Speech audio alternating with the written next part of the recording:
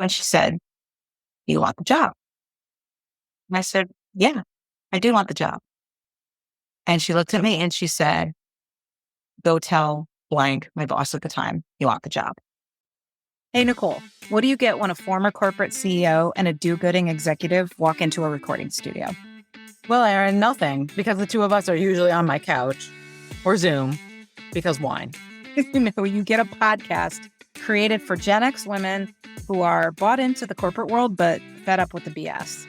I know, it's how to thrive the 9 to 5 or 6 or 7. It's career therapy, it's comedy, it's definitely full-on authenticity. Basically, we give you tangible strategies to rise in your career without compromising everything else. Because work doesn't have to suck. Hey guys, it's Erin here. I'm going to come at you real and direct in a solo episode. And to be honest, I actually was going to record this in my car last night while I was sitting in a dirty hockey rink. I'm going to do more of that. Actually, I've decided you're going to hear more solo episodes from me because, first of all, I'm sitting in some dirty hockey parking lot or a lot of times go to a Panera or whatever a lot. And why not bring you my thoughts, whether it's advice or tidbits or contemplation that maybe you can connect with. So then to hear more from me, I'm going to talk to you more. And look, the reason I didn't record it last night wasn't because I thought that was a bad idea. I had my computer, thought acoustics, I think would be pretty good. We'll give it a try. Is that instead I spent much of my time on the phone with people in tears. It's been tough. Like, I think it's important to know a lot of you that follow us, follow me. Like I am a super energetic, happy-go-lucky, largely successful, but up and down. I mean, I'm not always getting things right. I'm getting ghosted all the time and losing clients and losing speaking gigs. But like for the most part, I'm lucky. Like life has been pretty good to me, but the last few weeks have been shit. And I don't want to bring you down. It's, it's macro. It's my husband's work is directly impacted and based on administration changes. It's scary. Like I can't talk about it, but directly impacted and our privacy and our safety is potentially at risk given what he does. So I know if you're like I was for a while, you might not even know what's going on because you can't even handle the news. But unfortunately we do because he receives emails every day. And it's just a tough week. His father passed away 4 years ago. On this day, our daughter's challenged with a auditory sort of challenge. I don't want to talk too much about because it's her own private information. And I talked a little bit about my son's in 8th grade and he's going through funk. I don't know how else to put it. So it's been heavy.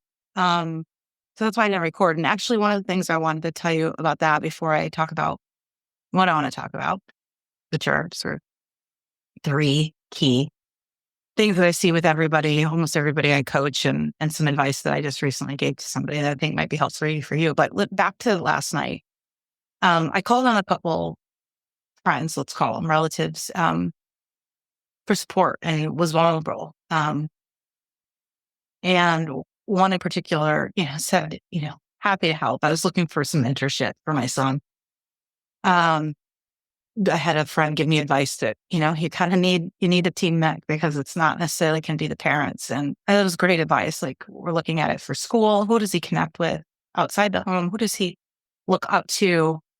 He spends most of his time in school, like with female teachers, and not that he's misogynist or anything, but I feel bad for sometimes these boys that, want to connect with somebody that's maybe talks more about sports and has a sense of humor, and not that women can't do that.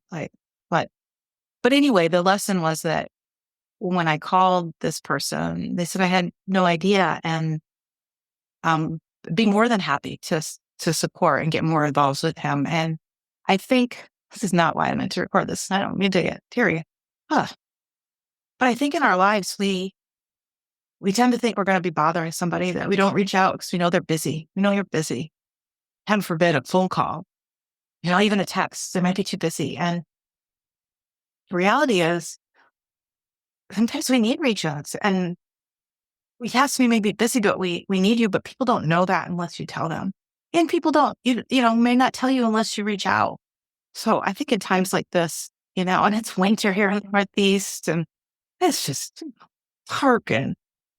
We need to reach out. And we hear this on social media all the time. Reach out to people when you don't need to, but reach out.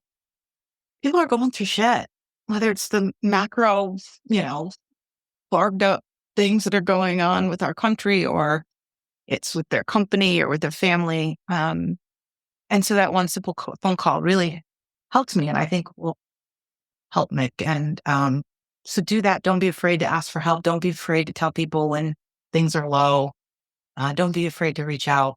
That's all I got on. Oh, Jesus. But here we are.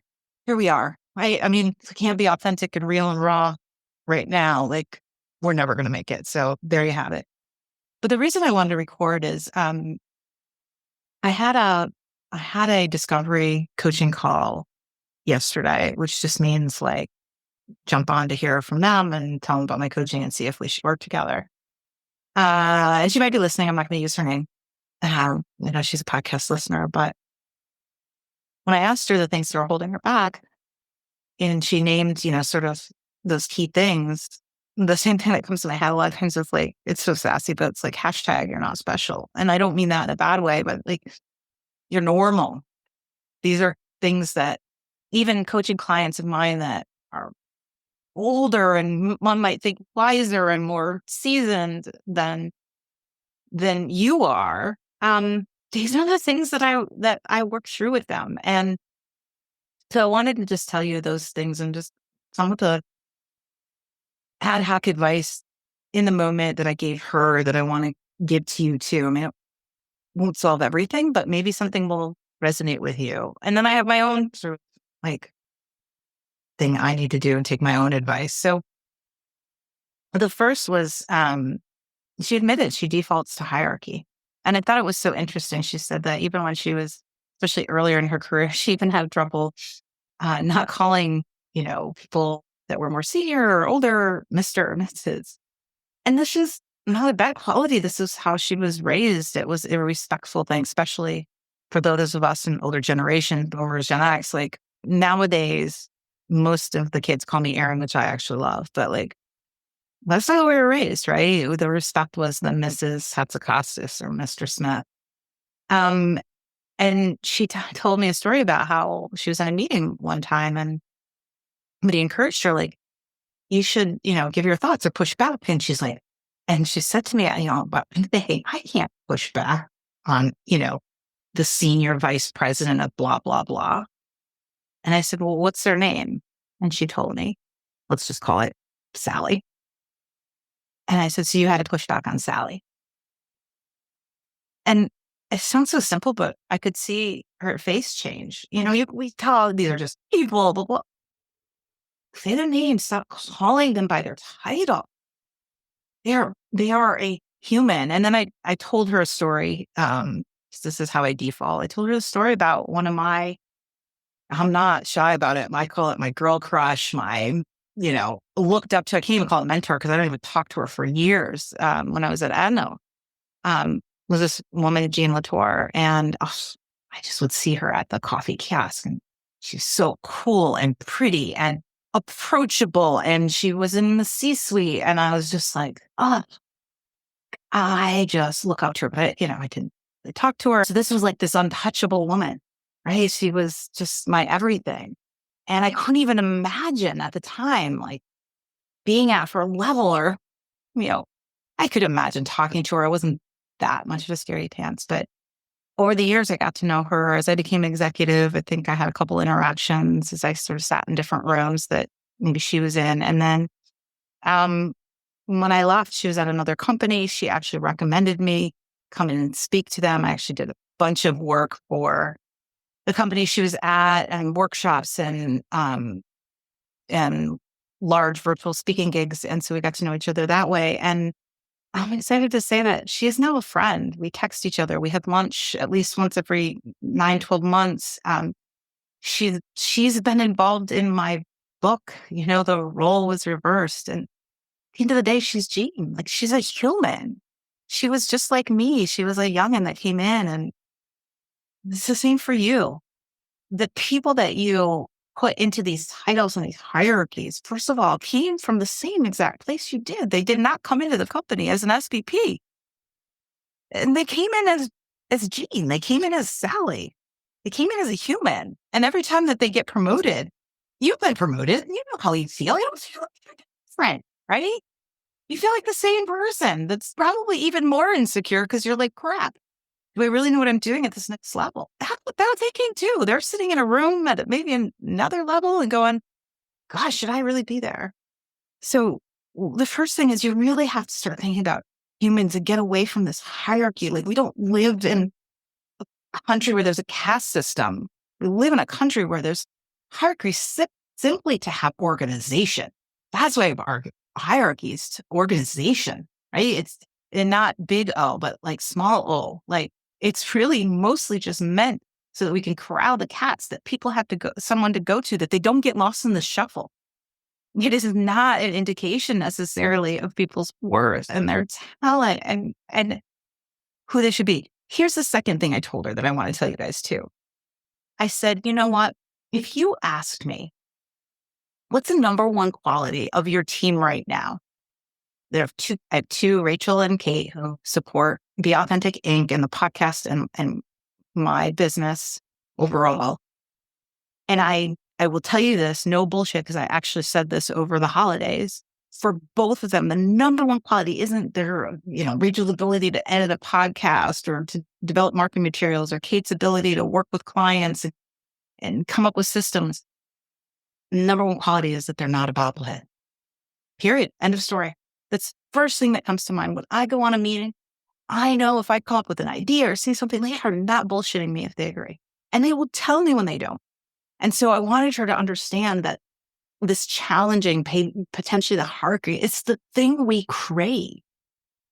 You crave it. You're probably a leader and have people under you. You don't want people to bullshit you and always tell you it's a good idea. Like, that is such a recipe for disaster. And so understand and frame that, oh my gosh, I have to talk to her. I have to challenge somebody that's at this level. Stop calling them by their level, call them by their name, and understand the thing they will love the most from you is your ability to tell them like it is. If they don't, like, get the frick out. Okay. So that's number one.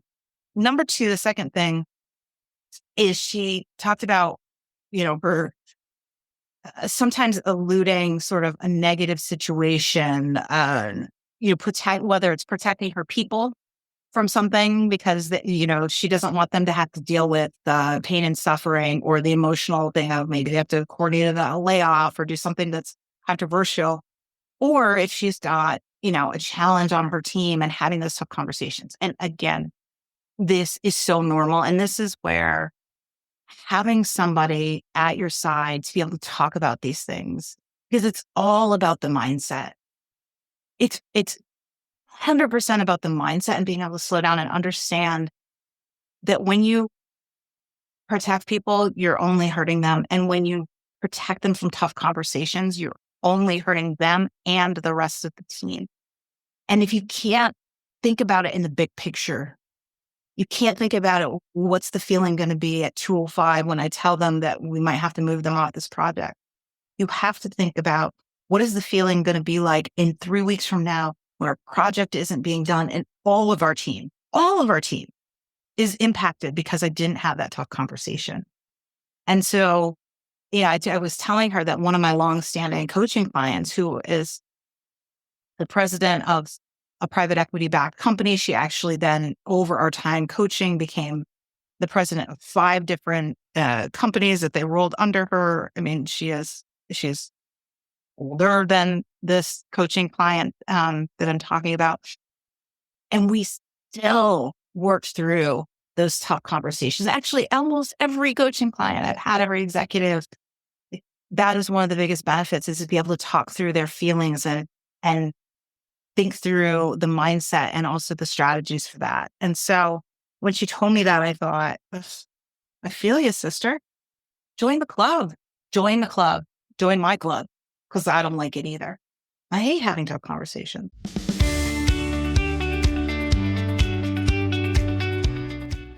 Hey guys, Erin here. Stop.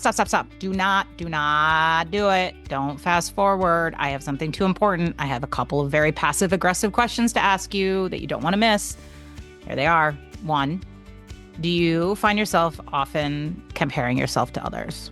Like, they work harder than me, they get noticed more than me, they have better luck than me, they're smarter than me. Or do you also just feel exhausted from having to always work as hard, if not harder, than everybody else to stand out and succeed? I know you have these challenges. We all do. And this is why I wrote the 50% rule.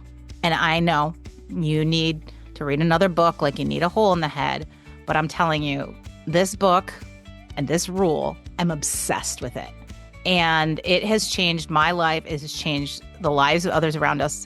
And it has also been the formula for success behind so many successful people. Savannah Bananas, Hamilton, Weird Al Yankovic. The 50% rule is the simplest shortcut to stop comparing, stop copying, stop chasing other people, and literally compete in your league of your own. There isn't a day that doesn't go by where I stop myself and I'm like, oh, she did a talk that I wish I could do. She's got more. No, it doesn't matter. Because we don't compete in the same league. I compete in a league of my own because I am constantly 50% ruling things. So if you're interested in this concept, which, by the way, is more fun as a team sport, but at least start with yourself. You cannot miss this book. It's not only powerful, it's really freaking fun to read. That is always my number one goal. It was my number one goal with my first book. It's my number one goal with the 50% rule. I want to make it enjoyable to read it. Why? So that you read it. So if you feel like you are stuck with these comparison cramps or just all the symptoms that I talk about in the book of sleep running syndrome, self-doubt gout, and pioneer paralysis, and well, you have to read the book to find out more, then just go buy the darn book. Easiest way, go to Amazon, search the 50% rule, and I cannot wait to hear how you 50% rule things.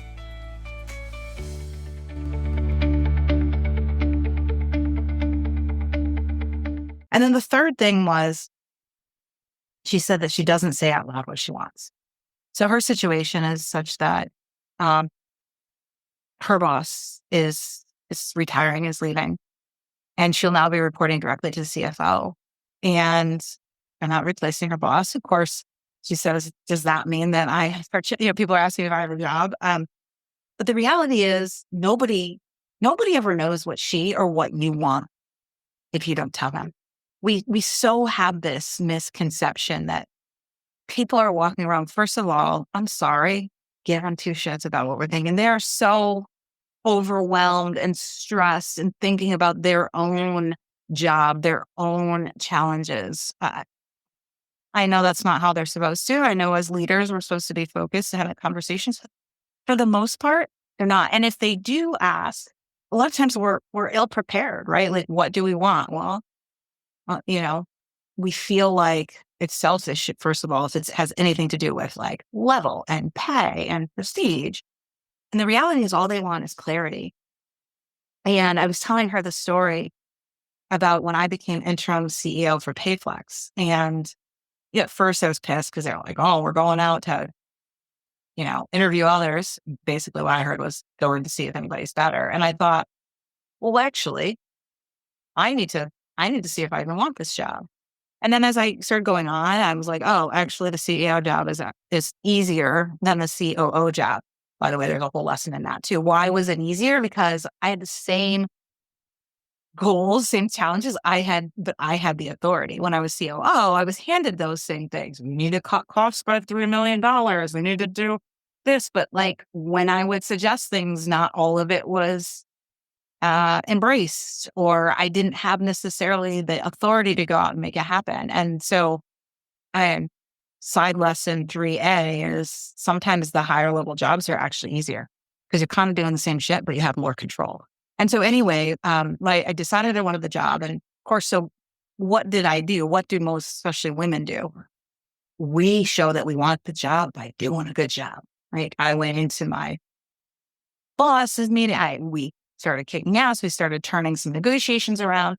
And then one day I was walking to the cafeteria and I ran into an employee who'd been there a long time. And I knew her not super well, but she I don't know if she was more senior, but she was more seasoned, let's just say. And she said, oh, I hear you're interim CEO. Congratulations. I said, thank you. And she said, you want the job?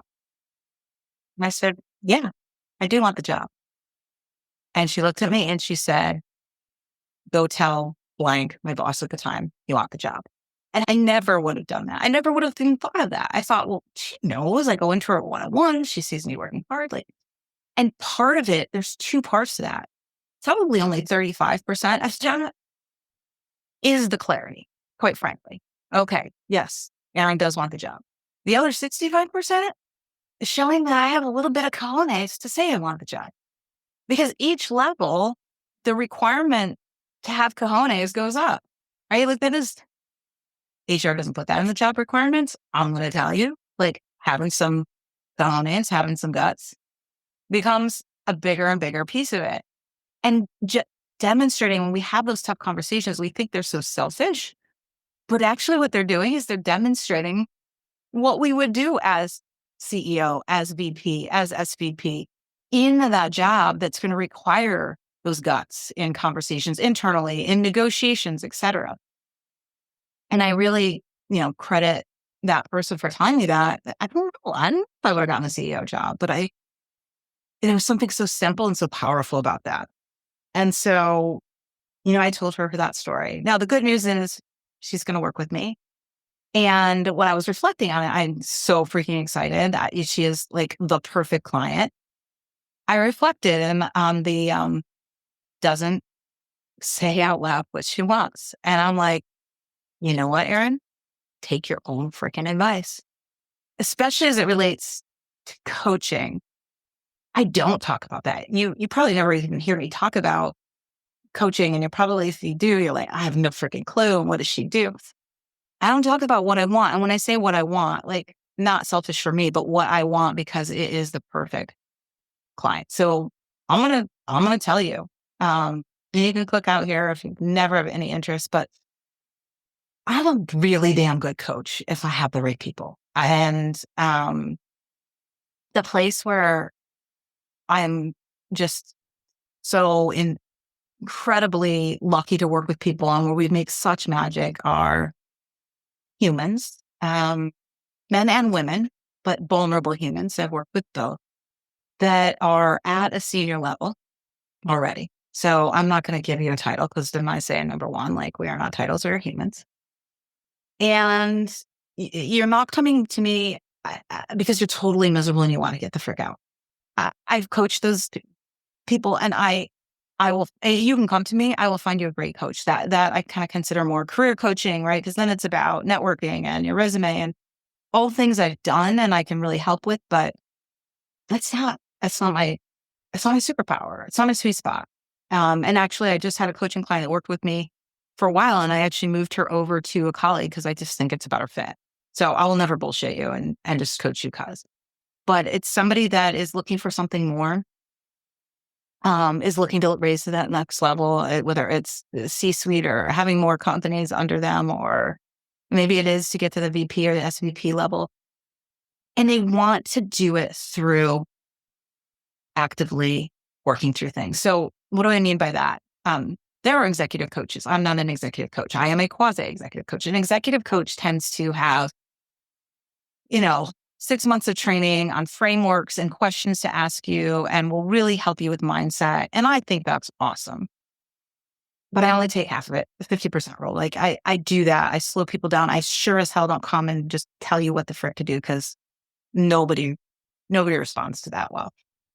But the difference with me is I've been a businesswoman, especially in healthcare. If you're in healthcare, financial services, B2B, like I get what you're going through. And so I do that coaching, but we also apply it to things. So meaning we are going to work on your next big presentation, the tough conversation, the reorg alignment, the strategic decisions you have to make, how you need to present them. And so what happens is two things. One, your business benefits because I am so thirsty to help your business grow. Like I love helping people grow, but I always want the win-win. But what happens is you're also practically applying the mindset and the changes and getting that feedback real time instead of just talking in theory, right? You're going to go out and test some things. You're going to handle a meeting agenda a little bit differently. You're going to ask some questions, whatever it is that we think is going to just make a small, it's always super small tweaks, but they're unique and they're different. And so it's like a 2-for-1. You get to grow. You get to look a hell of a lot better. Your company grows because you're a better leader. You are making better business decisions. Like it's a sort of business coaching. And then along your way, we're helping you grow into that next position. We're helping you ask for what you want, do it. And I just don't talk about this enough. And I'm going to be totally honest, it's an investment. It's not cheap. Right now I charge $2,000 a month. And so what's critical about that is, let's be honest, your company needs to pay. And just I'm not at a level where I have a couple entrepreneurial clients that pay on their own. But most people, I mean, they have the money, but I don't know, it's pretty hard to shell out $2,000 a month. Even if you have it, but it's an investment in your company. And so what I loved about this client is she did the work. She asked the question, of course, like most corporations, here's what happened first. We have coaches already on our slate. And that's what they do. Most big corporations. And they're typically some sort of IFC, or I'm making up acronyms. There's all kinds of accreditation. And that's why I don't push it much. I don't have that, nor will I ever, because I don't believe that that's my superpower. My superpower is understanding the business. My superpower is my improv. My superpower is my storytelling. My superpower is my passion. Like my superpower is not having a framework that somebody handed to me and asked me a bunch of questions. But she pushed and she said, well, I followed this woman. I really connect with her, which is so important, right? That symbiotic nature, like feeling like you can relate. And they agreed. They said, we'll add her on and we are going to make this an investment in you. So there you have it. Like, I've asked for what I want. What I want is, if you're listening and that is your profile, if you are looking to get to the next level, maybe it's in your same company, maybe it's not, but it's not just a like abort mission. And you want to pitch that and do that also as sort of this consulting, this business coaching, and you're willing to, and I can help this too, but pitch it and sell the business case. Like, that is almost your first assignment to your team. And so many people, they'll get the answer from HR. They won't question it. They won't push. They'll acquiesce. And that's the very thing. Like, that's just the tip of the iceberg, right? Of what we're trying to teach you. Like, you think that if she isn't worth a $24,000 investment in a year based on what she's doing and now taking on responsibilities of her boss, like, she absolutely is worth it. And they will so get their return. So I hope these tips were helpful. I hope the demonstration of and just asking for what I want, like, that's where I soar. And if that's you, I'd love to work with you. If it's not, that's okay too. Like, I don't want you to feel crappy about it. And then lastly, I guess I'll just circle back like to the beginning.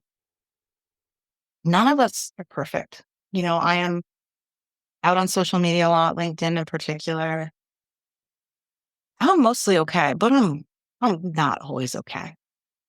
And your friends and colleagues are. And I actually met with my coach today. I'm a coach as well. And I was upfront. I was like, look, I'm going to be honest. Like, I cannot have a kick-ass, let's freaking do it discussion about my business right now, given all that I am going through and have to prioritize on the personal side. And we broke through that and we talked about it and we still had a productive conversation and came up with some very authentic, things I can do.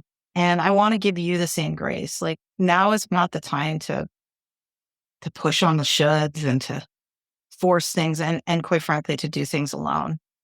Reach out to your friends, reach out to your colleagues. Ask them my favorite question. How are you doing on a scale of 1 to 10? Don't ask them, how are you doing?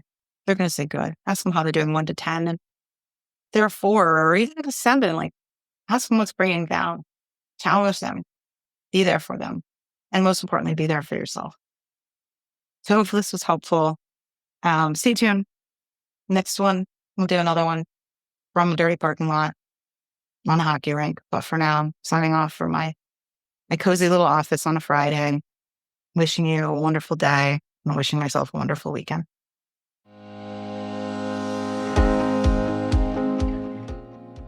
Hey, it's Erin with a teeny request.